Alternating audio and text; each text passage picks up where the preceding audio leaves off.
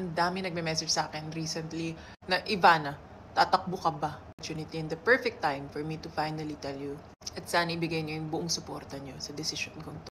Sana suportahan niyo ako sa hindi ko pagtakbo."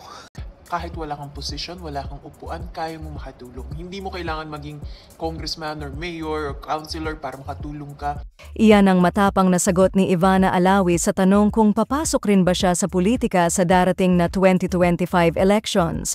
Bagamat hindi siya nagbanggit ng pangalan, malinaw na marami ang tinamaan sa pahayag ni Ivana Alawi ukol sa darating na 2025 elections, kung saan iginiit niyang hindi kailangan maging congressman, mayor, or councilor ang isang tao para makatulong sa kapwa.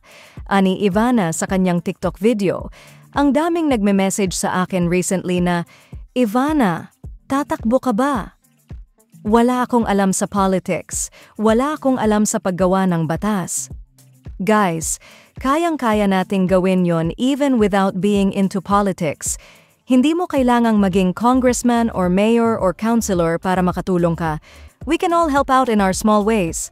So yun, sa mga gustong tumulong, tulong-tulong tayo. Hindi natin kailangan ng posisyon para makatulong. Ano ang masasabi niyo sa pananaw na ito ni Ivana Alawi? Agree or disagree?